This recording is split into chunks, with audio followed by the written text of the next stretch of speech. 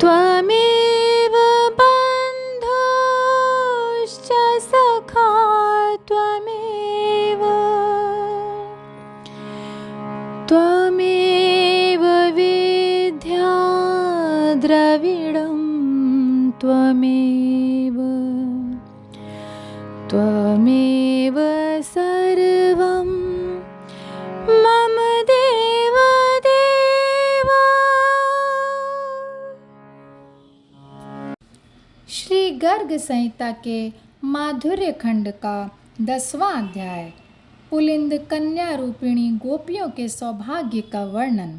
श्री नारद जी कहते हैं, अब पुलिंद कोल भील जाति की स्त्रियों का जो गोपी भाव को प्राप्त हुई थी मैं वर्णन करता हूँ। यह वर्णन समस्त पापों का अपहरण करने वाला पुण्यजनक अद्भुत और भक्ति भाव को बढ़ाने वाला है। विंध्याचल के वन में कुछ पुलिंद कोल भील निवास करते थे।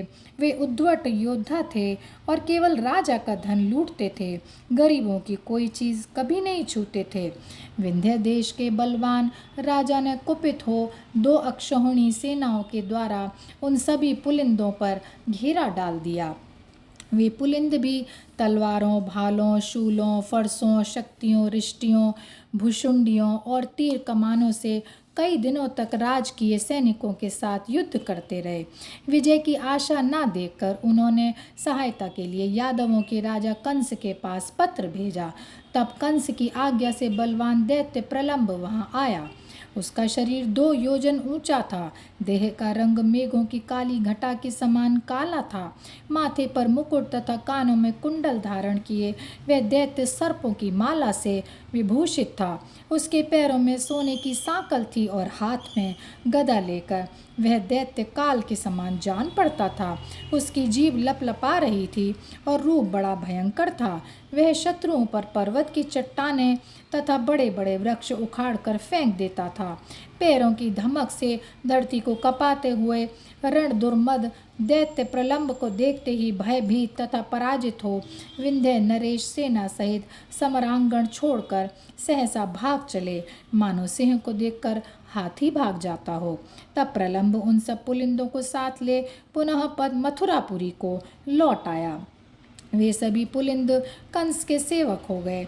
नृपेश्वर उन सब ने अपने कुटुंब के साथ कामगिरी पर निवास किया। उन्हीं के घरों में भगवान श्री राम के उत्कृष्ट वरदान से वे पुलिंद स्त्रियां दिव्य कन्याओं के रूप में प्रकट हुईं, जो मूर्तिमती लक्ष्मी की भांति पूजित एवं प्रशंसित होती थीं।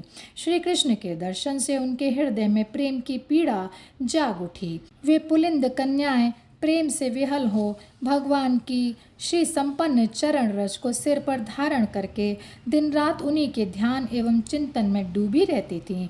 वे भी भगवान की कृपा से रास में आ पहुँची और साक्षात गोलोक के अधिपति सर्वसमर्थ परिपूर्णतम परमेश्वर श्री कृष्ण को उन्होंने सदा के लिए प्राप्त कर लिया। अहो, इन पुलिंद कन्याओं का कैसा महान सौभाग्य है कि देवताओं के लिए भी परम दुर्लभ श्री कृष्ण चरणारविंदों की रज उन्हें विशेष रूप से प्राप्त हो गई, जिसकी भगवान के परम उत्कृष्ट पाद पद्म पराग में सदृढ़ भक्ति है।